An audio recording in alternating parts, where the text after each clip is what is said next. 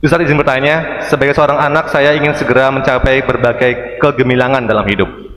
Alasannya karena takut umur orang tua nggak cukup untuk menikmati hasil kerja keras saya. Apakah ini termasuk istibto? Alasannya karena anak ini ingin mencapai sukses sehingga nanti orang tuanya bisa menikmati hasil keberhasilannya. Apakah ini termasuk istibto? Apakah itu termasuk istibto? Sebenarnya kalau istibto itu bukan masalah cepat kaya dan tidak. Ada orang yang cepat kaya tapi melalui proses yang halal, yang mubah, sah-sah saja. Contohnya apa misalnya? Contohnya apa ya Mas? Hah? Dapat warisan. Masya Allah. Misalnya dapat mertua yang kaya, ya? Iya nggak? Masuk nggak kayak gini? Dikasih nggak biasanya? Atau nggak dikasih? Tergantung Ustaz. Tergantung ya. Sayangan atau bukan menantunya? Oh gitu ya. Jadi kalau kita bicara masalah istibto, itu adalah ketika orang ingin mendapatkan sesuatu tapi dia menempuh jalan pintas sehingga melanggar aturan syariat. Bagian itulah yang dilarang. Tapi kalau kemudian orang ingin cepat sukses dan dia lakukan melalui jalur yang benar, insya Allah tidak masalah. Nah cuman begini, jika kita bicara berkaitan dengan masalah mempertimbangkan orang tua, kadang ada sebagian anak itu begini, saya berharap orang tua saya melihat saya dalam kondisi sukses. Cuman kalau sebatas ini yang Anda inginkan, dunia Anda itu sepeser pun tidak akan meningkatkan derajat orang tua di surga. Gak ngasih apapun untuk orang tua Anda di akhirat. Bisa jadi Pak, anak bayi lebih berbakti kepada orang tuanya daripada yang dewasa. Loh, bayi kan ngerepoti Pak. Iya, dia ngerepoti. Bayi nggak bisa apa-apa, tapi bisa jadi dia bisa menghadiahkan sesuatu yang lebih berharga daripada yang dewasa. Kapan itu? Ketika ini anak mati sebelum balik. Ada bayi, anak yang mati sebelum balik, apa keutamaannya? Dia bisa menjadi syafaat bagi orang tuanya di yaumil qiyamah. Sehingga ini anak nanti bisa bermanfaat bagi orang tuanya di akhirat, menyelamatkan orang tuanya di akhirat. Bukan ngasih motivasi ya, berarti anaknya paten ya, bukan ya? Cuman kita sedang membandingkan manfaat yang bisa didapatkan oleh orang tua disebabkan karena anaknya. Ada anak yang mati sebelum balik, itu bisa jadi lebih berharga, anugerah yang lebih berharga bagi orang tuanya dibandingkan yang sudah dewasa. Yang sudah dewasa, anak yang sudah balik, ketika meninggal dunia kan nggak bisa punya keutamaan kayak tadi. Anda bisa ngasih hadiah apa kepada orang tua Anda ketika orang tua Anda menghadap Allah Subhanahu wa taala? Ada satu kesempatan. Di antaranya ada beberapa kesempatan. Di antaranya pertama, perbanyak istighfar untuk orang tua. Sebagaimana disebutkan dalam hadis yang sahih, ada orang tua yang mendapatkan derajat surga yang dinaikkan oleh Allah. Lalu orang tua ini bertanya, "Ya Allah, ya Allah, dari mana aku bisa mendapatkan ini?" Karena dia merasa amalku biasa saja, tapi kok bisa mendapatkan surga yang derajatnya agak tinggi. Maka Allah Subhanahu wa taala memberikan jawaban, bistighfari waladika laka. Dengan istighfar yang diucapkan oleh anakmu untukmu. Sehingga ketika seorang anak rajin mengucapkan Rabbighfirli wali walidayya, Rabbighfirli wali walidayya warhamhuma kama rabbayani shaghira, atau kalimat-kalimat istighfar yang semisal memohonkan ampunan untuk orang tuanya, itu lebih bermanfaat bagi orang tua kita. Beliau akan mendapatkan manfaat itu tidak hanya ketika di dunia, sampai ketika beliau menghadap Allah Subhanahu wa taala. Jadi kalaupun ada kekhawatiran, ini orang tua saya sudah sepuh, sudah tua, saya berharap nanti beliau bisa merasakan kenikmatan dengan kesuksesan yang saya punya, bisa jadi beliau nggak bisa merasakan apa-apa. Anda sukses, bisa beli makanan banyak, kasihkan ke orang tuanya. Bapak seneng rokok, nah, bapak sudah tua, dikasih rokok. Mempercepat apa? Mempercepat ngerokok ya.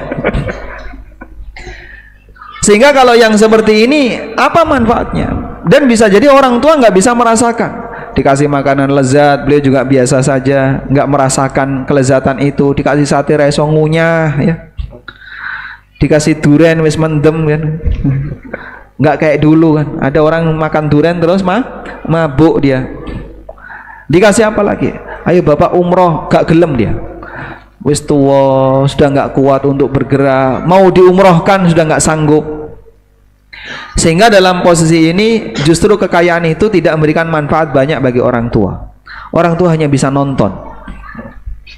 Makanya selanjutnya Anda pindahkan. Kalaupun saya tidak bisa membahagiakan bapak ibu saya ketika di dunia, saya ingin membahagiakan mereka ketika di akhirat. Berikan banyak istighfar untuk mereka. Yang kedua apa Pak? Anda menghafalkan Quran. Ini lebih berat ya. Ngafalin Quran kan berat. Anda ngafalin Quran. Saat Anda ngafalin Quran, orang tua dikasih apa Pak? Mahkota. Mahkota. Mereka akan dikasih anugerah berupa mahkota. Dan orang tua terheran. Mahkota yang demikian indah ditaruh di kepalanya. Dengan amal apa beliau sampai mendapatkan seperti itu? Bertanya kepada Allah. Maka Allah Subhanahu wa ta'ala memberikan jawaban, karena anakmu menghafalkan Quran. Kita bisa nggak ngasih anugerah kayak gitu Pak? Sehingga Anda yang sudah dewasa, yang berharap ingin membahagiakan orang tua, kalau kita meninggal dalam posisi ini nggak bisa ngasih syafaat sama sekali. Karena yang bisa ngasih syafaat hanya mereka yang meninggal sebelum balik. Tapi kalau kita sudah dalam posisi balik, sudah dewasa, maka yang bisa kita perjuangkan adalah pertama tadi, banyak memberikan istighfar untuk orang tua. Yang kedua, berusaha untuk menghafalkan Quran. Semoga kita nanti bisa ngasih mahkota kemuliaan bagi orang tua kita ketika di akhirat. Anugerah itu yang bisa kita kasihkan. Wallahu a'lam. Untuk redaksi istighfar tadi Ustaz, redaksi istighfar anak kepada orang tua tadi seperti yang antum sampaikan. Bisa dengan kalimat tadi ya. Yeah. Rabbighfirli wali walidayya waliman dakhala baitiya mu'minan walil mu'minina wal mu'minat. Ini seperti di surat Nuh. Allah juga ajarkan wa qur rabbirhamhuma kama rabbayani shaghira, seperti di surat Al-Isra. Maka bisa Anda gabungkan Rabbighfirli wali walidayya warhamhuma kama rabbayani shaghira. Ya Allah, ampunilah aku dan kedua orang tuaku, rahmatilah mereka sebagaimana mereka telah berjasa mendidik kita di waktu kita kecil. Jadi bagian akhir itu sebenarnya kita bertawassul. Kama rabbayani shaghira itu bentuk tawassul. Tawassul dengan apa? Menyebutkan kebaikan orang yang kita doakan. Itu tawassul. Ya Allah, mereka telah berjasa bagi saya, pernah berbuat baik kepada saya, dan perbuatan baik itu amal soleh. Mereka pernah beramal soleh untuk saya. Kita jadikan itu sebagai tawassul, wasilah. Karena itu ya Allah, rahmatilah mereka, ampunilah mereka. Wallahu a'lam. Insyaallah. Semoga menjawab pertanyaan tadi penanya. Insyaallah doa ini kan hafal ya. Apa Ustaz? Insyaallah. Jamaah ada yang belum hafal kalimat ini? Tak kasih hadiah yang belum hafal. Hafal semua ya, alhamdulillah. Bagaimana caranya agar kita yakin bahwa kesabarannya akan berakhir indah? Memang kata kunci sabar itu yakin. Kalau orang nggak yakin, dia nggak bisa sabar.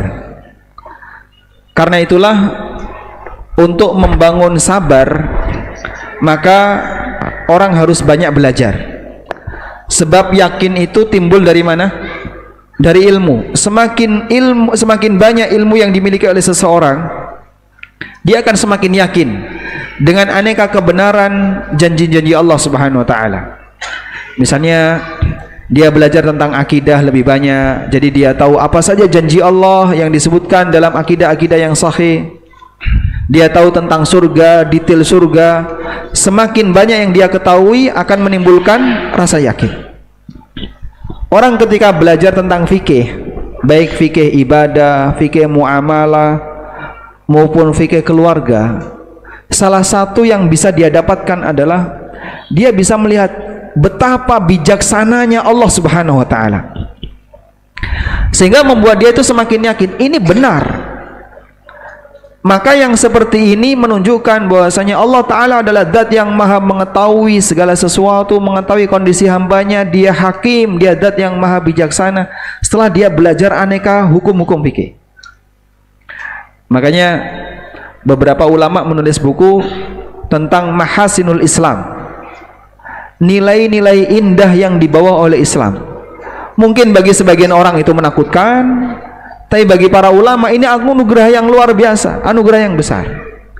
Karena makin lengkap sebuah aturan menunjukkan bahwasanya Islam itu adalah agama yang demikian rapi, yang dulu mungkin tidak dikenal oleh manusia. Karena itu jamaah yang dimuliakan Allah, dengan belajar orang akan muncul rasa yakin. Maka kami sarankan Anda terus untuk nempel majelis ilmu. Di majelis ilmu ini akan menambah iman. Di majelis ilmu akan menambah yakin, insya Allah. Dengan demikian, kalau kita menjumpai ujian, insya Allah mentalnya lebih kuat. Beda banget Pak, jauh sekali selisihnya antara orang yang kena musibah dan dia dekat agama dengan orang yang kena musibah sementara dia jauh dari agama. Itu bedanya jauh. Anda bisa melihat langsung ibu-ibu yang ditinggal mati suaminya, antara mereka yang sudah ngaji, yang sudah kenal agama, dekat dengan kajian, dengan mereka yang jauh dari agama, suasananya beda. Orang-orang awam yang nggak kenal agama sama sekali, ketika ditinggal mati oleh suaminya, itu hampir bunuh diri dia. Belum lagi nanti keluar kalimat-kalimat yang membuat Allah murka. Dia nggak ridho ketika suaminya mati dan seterusnya. Belum lagi aneka perbuatan meratapi mayat ya, yang dilaknat oleh Nabi SAW. Apa saja contohnya? Nangisnya meraung-raung, kadang nangis sambil gulung-gulung. Kalau dulu orang jahiliyah kan gundul rambut, ini dijambak-jambak sampai kancingnya protol semuanya. Dan itu dilaknat oleh Rasulullah SAW. La'ana Rasulullah SAW anil haliqah wasyaqah wan naihah. Rasulullah SAW melaknat orang yang menggundul rambutnya, yang menarik-narik bajunya, merobek-robek bajunya ketika dia ditinggal mati oleh suaminya, wan naihah, dan yang meratapi mayat. Ini orang yang jauh dari agama. Tapi kalau orang itu dekat dengan agama, beda suasananya. Makanya mentalnya manusia antara yang dekat dengan agama dengan yang jauh dari agama beda. Nah, ketika Anda terus mendekat seperti itu, insya Allah akan menjadi hamba yang lebih bisa berlatih untuk sabar. Ya, meskipun nanti tingkat kualitasnya tergantung dari karakter masing-masing. Ada yang sabarnya bagus, ada yang sabarnya sebentar-sebentar mutung, dan seterusnya. Itu kembali kepada karakter. Wallahu a'lam. Masya Allah, barakallahu fiik. Ini sepertinya akan jadi pertanyaan yang terakhir Ustaz. Berhubungan dengan riba tadi ya. Bagaimana status harta yang diperoleh dari riba jika diberikan kepada orang lain, misalnya orang tua, istri dan anak, atau sedekah dan lain-lain? Apakah yang menerima juga mendapatkan keburukan dari harta tersebut? Baik, jika kita berbicara tentang penyaluran riba, pertama yang perlu kita pahami ya, ketika riba itu disalurkan dengan cara yang benar, maka terjadi perubahan status. Terjadi perubahan status. Ada sebuah kaidah yang mengatakan begini: tabadulu sababil milki katabadulil a'yan.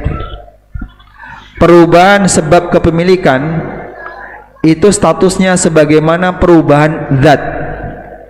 Saya ulang, perubahan sebab kepemilikan itu sebagaimana perubahan status zat. Baik, penerapannya bagaimana? Kalau ada orang menerima uang dengan cara riba, karena dia menerimanya dengan cara riba, maka bagi orang ini statusnya haram. Bagi orang ini statusnya apa? Haram. Sehingga karena itu uang haram, kewajiban dia adalah melepaskan uang haram itu pada dirinya. Dan status melepaskan uang haram itu bukan seperti sedekah, namun seperti orang membuang najis. Ini kaki kalau kena najis, kita siram. Najis kotoran misalnya, lalu kita siram, kemudian dimakan oleh lele. Kira-kira Pak, niatnya itu sedekah untuk lele atau bukan Pak? Bukan. Tapi niat kita apa? Membersihkan najis. Sehingga orang yang membersihkan harta haram pada dirinya, kenapa tidak dinilai sebagai sedekah? Karena statusnya adalah melepaskan kotoran. Maka saat dia melepaskan kotoran, berarti harus ada yang nadai. Nah, yang nadai itu bisa untuk fasilitas umum, bisa juga diberikan kepada fakir miskin. Maka fakir miskin yang menerima uang riba itu statusnya adalah sebagai penampung ketika ada orang yang taubat melepaskan harta haram. Dalam posisi ini insya Allah yang bersangkutan menerima dengan status halal. Sebagaimana kaidah tadi, tabadul sababil milki katabadul al-a'yan. Adanya perubahan sebab kepemilikan itu sama sebagaimana perubahan zatnya. Wallahu a'lam. Insyaallah cukup Ustaz. Alhamdulillah. Iya, mungkin antum. Bagaimana cara mengistiqomahkan amalan yang sudah biasa dijalani? Lanjutkan. Alhamdulillah sampun sudah biasa dijalani. Kalau yang berat itu yang belum biasa. Saya Pak Ustadz pengen merutinkan sholat tahajud, tapi kulo niki jarang tahajud. Nah itu berat. Gimana latihannya, mengawalinya itu yang berat. Tapi nek sampun biasa, kemudian gimana agar istiqomah? Jawabannya pripun? Lanjutkan. Nah, insya Allah dengan terus dilanjutkan, semoga selalu istiqomah. Dan iringi dengan doa, Allahumma a'inni ala dzikrika wa syukrika wa husni ibadatik. Karena kita tidak mungkin bisa melaksanakan ibadah kepada Allah jika tidak ditolong oleh Allah Subhanahu wa taala. Wallahu alam. Assalamualaikum warahmatullahi wabarakatuh. Waalaikumsalam. Perkenalkan, saya Asep dari Paku Haji Pak. Jadi Paku Haji Kabupaten Tangerang. Oh. Ya. Ingin bertanya Pak, sebelumnya di bulan lalu Anda belum begitu meyakini dan memahami ajaran sunnah yang sesungguhnya. Anda sempat mencibir atau apa saja menyindir gitu ya sama teman-teman orang-orang yang mereka lebih dulu meyakini sunnah itu adalah ajaran yang hak gitu. Setelah Anda pelajari, Anda yakin dalam hati bahwa ajaran sunnah itu adalah ajaran yang memang diajarkan oleh Rasulullah SAW. Alhamdulillah. Sejauh ini Anda sudah berusaha untuk istiqomah puasa, tapi Anda masih masih malas gitu dalam beribadah. Sholat isya masih di akhir waktu, sholat subuh masih kesiangan seperti itu kan. Mungkin karena dosa-dosa Anda sebelumnya kali. Ingin bertanya mengenai menghilangkan rasa malas di setiap waktu untuk beribadah kepada Allah Subhanahu wa taala. Syukran jazakallah. Assalamualaikum warahmatullahi wabarakatuh. Waalaikumsalam warahmatullahi wabarakatuh. Baik.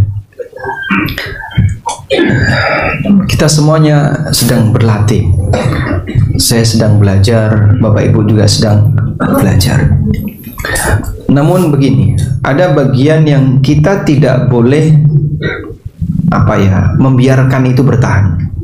Apa itu Pak? Malas melakukan yang wajib. Kalau misalnya ada rasa malas untuk bagian yang sunnah, mungkin masih bisa ditoleransi. Tapi kalau sudah sampai titik malas melakukan yang wajib, contohnya malas sholat, wah itu bahaya Pak, nggak boleh dibiarin. Iya Pak, saya kalau sholat bisa tapi masih bolong. Kadang subuh masih bolong, kadang isya masih bolong, kadang ini masih bolong. Ini nggak boleh dibiarkan. Karena bagian yang wajib itu harus dipenuhi. Malas di titik yang wajib ini bahaya. Sehingga ibarat ketika Anda belajar ya, kan ada nilai KKM. Apa itu Pak? KKM itu mana? Rata-rata. Ya, bukan rata-rata. Jadi dia nilai minimal kelulusan. Kalau di bawah itu dinyatakan nggak lulus. Nah, Anda anggap bahwasanya amal wajib itu seperti KKN. Kalau sampai yang wajib ini jebol, berarti nilai rapot saya di bawah KKN, di bawah nilai minimal. Sehingga yang bagian wajib ini harus dipaksa, saya harus penuhi. Terus gimana Pak? Saya baru belajar. Iya, semuanya belajar. Tapi begitu Anda sudah tahu ini wajib, harus dipaksa. Belajar itu di posisi selesai, tahu itu wajib, tahu ini harus, tahu ini wajib dipenuhi. Ya? Selanjutnya adalah pemaksaan diri sendiri untuk melaksanakan itu. Nah, tinggal berikutnya Anda bisa ngatur waktu ya. Kalau tadi kasusnya adalah sholat isya sering diakhirkan, sholat subuh sering kesiangan, sholat maghrib udah kecapean, sholat duhur ketiduran, sholat asar kebablasan. Waduh, hilang semua.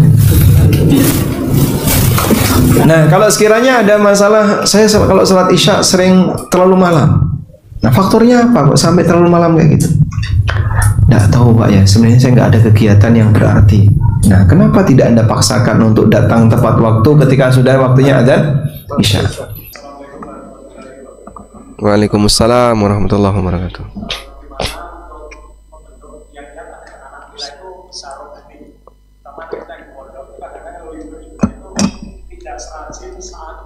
Yeah.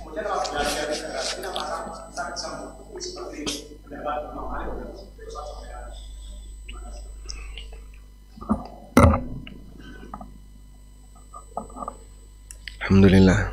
Baik, bagaimana agar kita bisa mendidik anak kita menjadi Rabbani? Kalau bapaknya sudah Rabbani belum? Berusaha, Masya Allah. Baik, berarti sama-sama belajar untuk menjadi Rabbani. Anak di pondok mereka rajin karena ada aturan. Jam sekian bangun, kemudian jam sekian harus murojaah hafalan, jam sekian harus belajar, jam sekian dan seterusnya. Tapi nek ning omah cekelane napa? Masya Allah. Suwe ra nyekel HP, akhirnya nyekel HP. Itu sampai malam, jam 11 belum tidur, saya dolanan HP.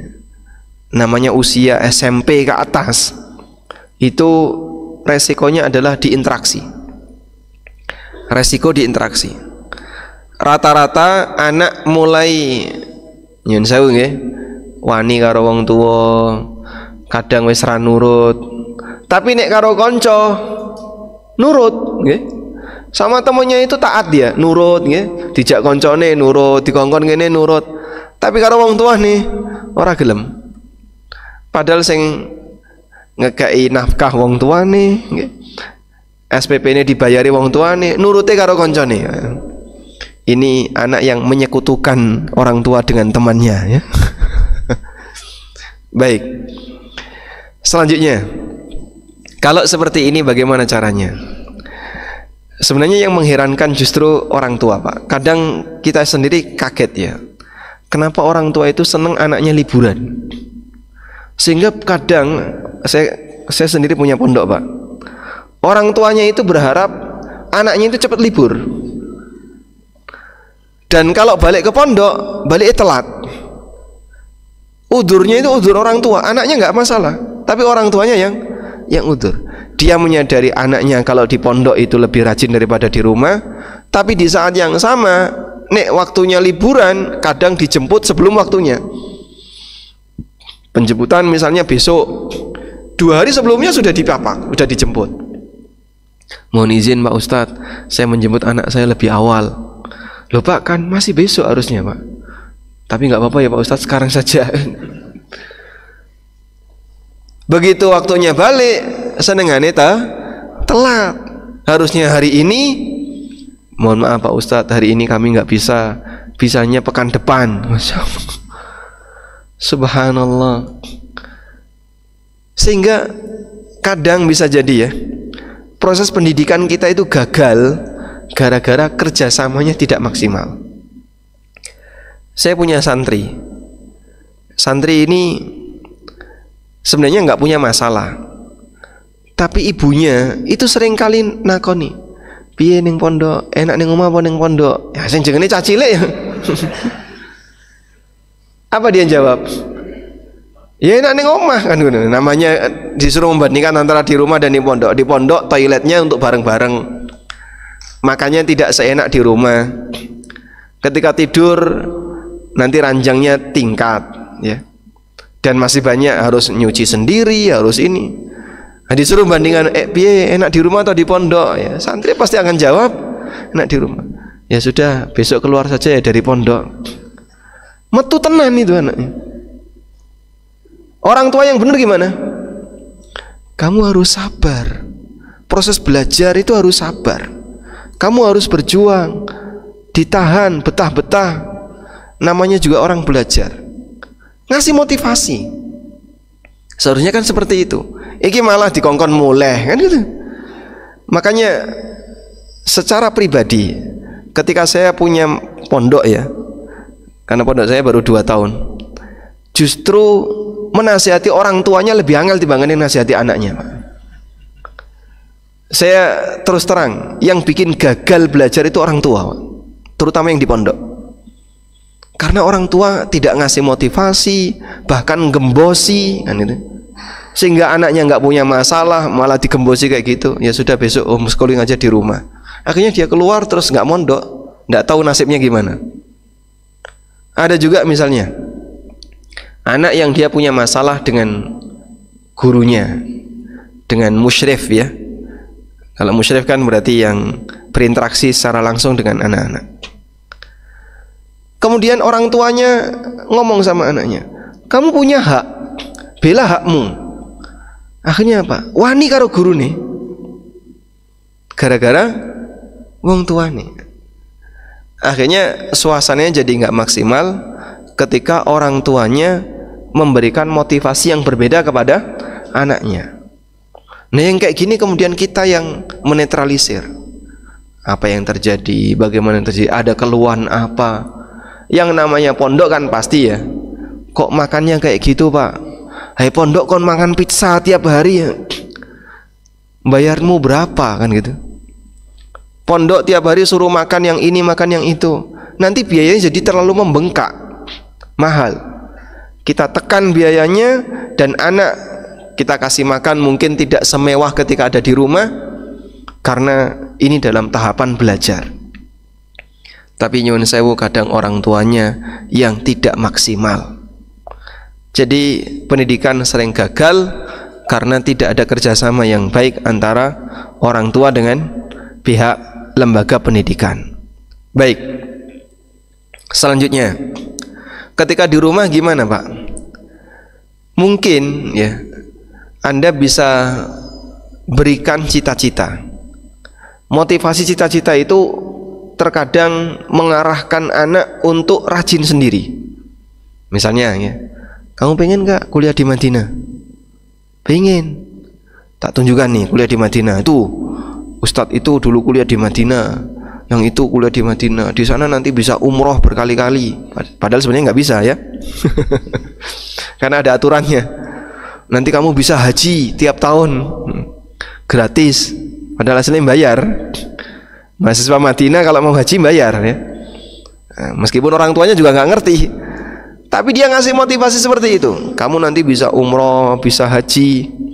Kamu nanti ketemu dengan banyak syekh, banyak forum pengajian di Masjid Nabawi itu adem, suasananya enak, nyaman. Ada banyak halaqah pengajian. Jadi yang disampaikan enak-enaknya. Anak kan termotivasi. Pengen nggak? Pengen. Nah, makanya nek pengen kayak gitu, kamu harus hafal 30 juz. Setelah itu belajar bahasa Arab dengan lancar. Nah, insya Allah nanti anak itu kadang terbawa sendiri. Jadi motivasi dari dalam itu lebih kuat daripada cuman permintaan yang sifatnya sesaat. Kalau dia sudah punya cita-cita, saya pingin di titik ini, nah itu biasanya akan berangkat sendiri. Tapi kalau belum punya itu, ya jadinya ya didorong berkali-kali, akhirnya mogok berkali-kali ya, didorong mogok meneh, didorong mogok lagi. Tapi kalau dia punya cita-cita, kadang dia ngegas sendiri. Wallahu alam. Sehingga begitu sudah masuk adzan Isya langsung berangkat ke masjid. Cari masjid, alhamdulillah di Indonesia untuk mendapatkan masjid, apalagi di Jakarta ya, sangat mudah. Indonesia masuk peringkat 1 negara yang jumlah masjidnya paling banyak sedunia. Peringkat 1-nya Indonesia. Ya, insya Allah jamaahnya juga banyak kalau Jumatan ya. Peringkat yang kedua setelah Indonesia, Pakistan. Indonesia yang tertinggi, Masya Allah. Jadi nggak ada ceritanya Muslim Indonesia kesulitan dapat tempat ibadah, itu nggak ada. Sehingga tinggal apakah dia mau memaksakan diri untuk menjaga sholat atau tidak. Itu baru masjid yang terdaftar di pemerintah, yang tersensus. Masjid yang tidak tersensus, sensus bangunan mungkin ada banyak lagi. Baik, sehingga Anda perlu paksakan. Kemudian untuk subuh, berarti nanti Bapak pastikan kalau tidur jangan terlalu larut. Saya kalau tidur Pak sulit dibangunkan, berarti digeser. Maka tidurnya di awal malam, biar nanti di bagian akhir sudah capek tidur. Ada nggak capek tidur? Nggak ada. Baik. Lalu Anda pasang pengaman, misalnya alarm atau pesan kepada anggota keluarga, tolong dong nanti kalau subuh saya dibangunkan. Pak, saya yang pertama bangun Pak. Ya sudah, kalau begitu andalkan alarm.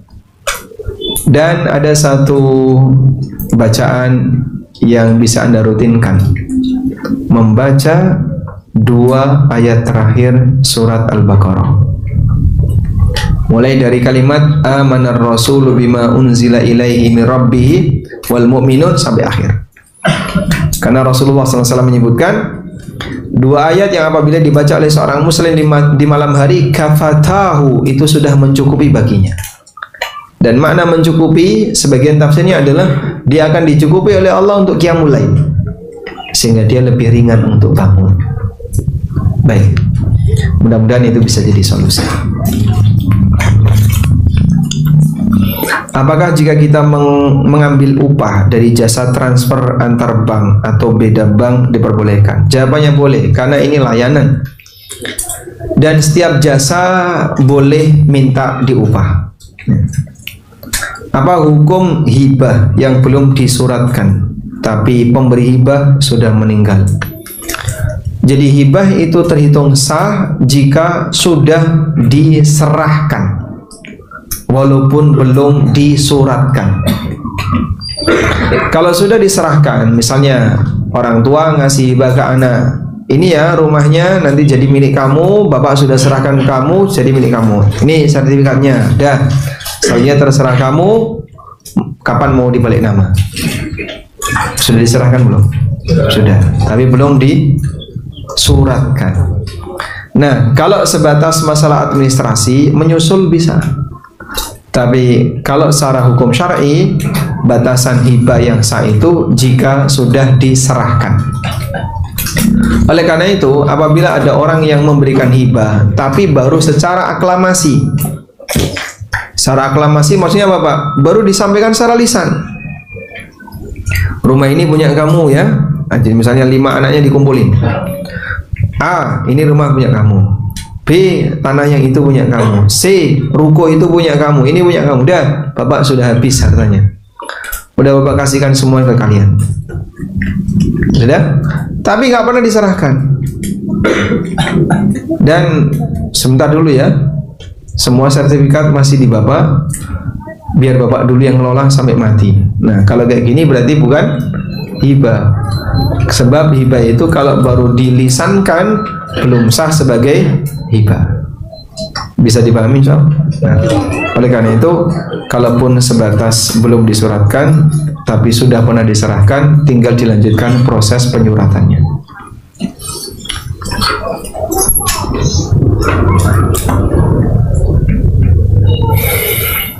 Jika tidak beri perhatian kepada orang tua, apakah termasuk akhlak yang buruk? Sedangkan orang tua tersebut dikategorikan orang yang mampu bekerja, namun jika ada kerjaan diberi ke orang lain. Saya sebagai anak jadi tidak suka dengan sikapnya yang seperti itu. Apakah harus berbuat baik. Berbuat baik kepada orang tua bukan karena alasan beliau punya warisan, juga bukan karena alasan beliau ngasih harta kepada anak, tapi karena alasan beliau adalah orang tua. Sebab saya hadir di dunia adalah orang tua saya. Sebab kehadiran saya di dunia adalah orang tua. Karena itu Allah gabungkan antara perintah ibadah kepada Allah dan perintah berbuat baik kepada orang tua. Wa qadha rabbuka alla ta'budu illa iyyah wa bil walidaini ihsana. Rabbmu menetapkan agar kau tidak beribadah kecuali hanya kepadanya. Wa bil walidaini ihsana, dan kau berbuat baik, berbuat ihsan kepada kedua orang tua. Allah yang menciptakan hamba dan kehadiran kita melalui orang tua. Baik, sebagai bentuk rasa terima kasih, rasa syukur kepada Allah adalah dengan mentauhidkannya, dan rasa terima kasih kepada orang tua adalah dengan berbakti kepadanya. Oleh karena itu, berkaitan dengan masalah kerjaan tadi, misalnya kalau orang tua dapat kerjaan tapi malah dilimpahkan ke orang lain, saya jadi nggak suka dengan itu. Apa wewenang Anda kok sampai tidak suka? Kan terserah orang tua. Tapi Pak, karena itu jadi orang tua nggak punya apa-apa. Ya, kalaupun sekiranya beliau nggak punya apa-apa, maka kewajiban nafkah dilimpahkan ke anaknya. Sehingga untuk selanjutnya, mari jadi anak yang bisa menggantikan posisi orang tua dalam menafkahi mereka, sebagaimana dulu mereka menafkahi anak. Banyak mana Pak nafkah dari orang tua ke anak dan nafkah dari anak ke orang tua? Banyak yang orang tua ke anak. Dan orang tua ketika ngasih nafkah anak itu diiringi dengan perasaan bahagia, dengan penuh semangat agar anaknya ini berhasil. Sementara anak ketika memberi nafkah kepada orang tua, semangatnya kapan orang tuanya hilang, kapan orang tuanya mati. Biar saya sudah capek ngerawati. Semangatnya beda. Semangatnya beda. Walaupun amaliyah lahiriahnya sepertinya sama. Oleh karena itu tidak akan pernah bisa dibandingkan antara kasih sayang orang tua kepada anak dengan kasih sayang anak kepada orang tua. Nah. Selanjutnya, saya bekerja sebagai sales obat pertanian. Barang-barang dan obat dari perusahaan saya didistribusikan ke toko-toko pertanian. Tapi ada toko yang mempraktekkan utang piutang dengan cara riba. Tugas saya terkadang berkunjung ke toko tersebut ketika ada petani yang utang saya, membantu mengambilkan obat tersebut untuk petani yang utang. Apakah saya termasuk pelaku riba? Paham ya maksudnya? Ada toko mempraktekkan utang riba. Tugas saya berkunjung ke toko tersebut ketika ada petani yang utang, saya membantu mengambilkan obat tersebut untuk petani yang utang. Baik. Begini jemaah. Jadi definisi utang riba itu apabila ada orang utang uang lalu mengembalikan dengan cara dicicil plus ada kelebihan. Misal nggih, utang 1 juta dibayar 1.100.000. Tapi kalau yang kedua, ada orang yang utang barang, misal nggih, obat A. Ini obat kalau tunai harganya 1 juta. Kalau tunai harganya 1 juta. Tapi nek sampean cicil selama 1 bulan harganya 1.200.000. Boleh atau tidak? Boleh atau tidak? Ya. Jumhur ulama membolehkan. Bahkan jamahir, hampir semua ulama. Meskipun ada sebagian yang melarang. Harga yang berbeda lebih mahal ketika dibayar pakai kredit. Mayoritas ulama membolehkan. Nah, yang seperti ini bukan riba, tapi jual beli kredit dengan harga kredit lebih mahal. Jumhur ulama membolehkan. Oleh karena itu, jika yang dimaksud tadi adalah utang obat, terus nanti bayarnya nyicil, tapi regane luwih larang, silahkan. Sehingga toko ngasih variasi harga. Tunai obat ini 1 juta, tapi kalau kredit 1 bulan 1.200.000. Nek sing tuku takmir 1.500.000. Nek sing tuku ustad 2 juta. Boleh nggak kayak gitu? Boleh nggak? Nek tonggone sing tuku dikai larang, boleh nggak? Nggak boleh. Adanya variasi harga seperti ini antara harga tunai dan harga kredit lebih mahal, hukumnya boleh, sehingga itu tidak masuk dalam kategori riba. Wallahu a'lam. Tapi kalau ada petani utang duit ke toko, datang ke toko, golek apa? Aku arep nyeleh duit. Ge apa? Ge tuku beras. Nah, toko itu nggak jualan beras. Dia ngambil uang dari toko itu dipakai beli beras di toko sembako. Terus dari sini dia bayarnya lebih. Nah, yang kayak gini hukumnya riba. Pun suruk dereng. Pun cekap. Baik. Demikian yang bisa kita sampaikan. Semoga bermanfaat. Wassallallahu ala nabiyyina Muhammadin wa ala alihi wa sahbihi wasallam. Wa akhiru da'wana anil hamdulillahi rabbil alamin. Wassalamu alaikum warahmatullahi wabarakatuh.